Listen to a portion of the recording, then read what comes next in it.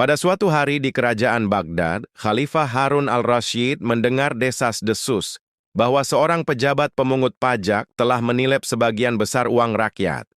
Pejabat itu terkenal licik, lihai berbohong, dan memiliki banyak pendukung sehingga sulit dijerat. Khalifah pun memanggil Abu Nawas, orang yang paling cerdik di kerajaan.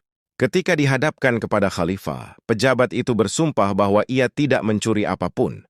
"Baginda, saya tidak mengambil satu koin pun. Uang pajak itu hilang begitu saja," katanya pura-pura polos. Khalifah kesal karena tidak memiliki bukti kuat. Maka ia bertanya kepada Abu Nawas, "Wahai Abu Nawas, bagaimana kita bisa membuktikan kejahatan orang ini?" Abu Nawas tersenyum penuh arti. "Serahkan urusan ini ke Pak."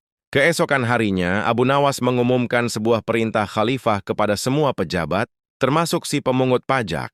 Siapapun yang pernah menyentuh uang pajak rakyat harus datang ke istana untuk menjalani ujian kesucian tangan.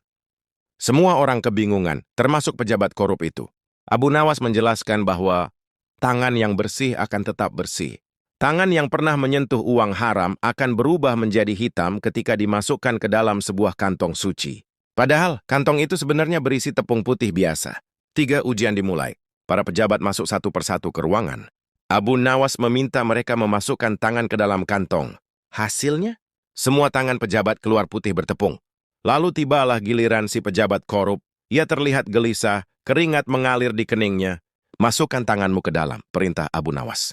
Pejabat itu diam. Dalam hati ia berkata, "Jika tepung ini membuat tanganku hitam, aku akan langsung ketahuan." Karena takut perangkap itu benar-benar bekerja, ia tidak berani menyentuh tepung.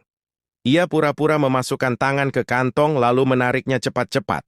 Tapi, tangannya tetap bersih, tidak seperti pejabat lain yang berdebu tepung. 4. Ketahuan.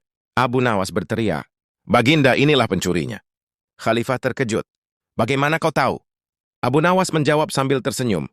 Jika ia tidak pernah menyentuh uang haram, tentu ia tidak takut memasukkan tangannya ke dalam kantong. Lihatlah, hanya tangannya yang benar-benar bersih, karena ia takut jebakan yang sebenarnya tidak ada. Pejabat itu pun akhirnya mengaku bahwa dialah yang menilep uang pajak. 5. Hukuman dan pelajaran. Khalifah memerintahkan agar uang rakyat dikembalikan dan pejabat itu dihukum setimpal. Sebelum pergi, Harun al-Rasyid berkata, "Wahai Abu Nawas, hanya engkau yang dapat menangkap pencuri tanpa mengejarnya." Abu Nawas pun menunduk hormat sambil tersenyum cerdik. Pesan moral. Penjahat sering terperangkap oleh ketakutannya sendiri. Kecerdikan dapat mengalahkan kelicikan. Kejujuran adalah pondasi kepercayaan publik.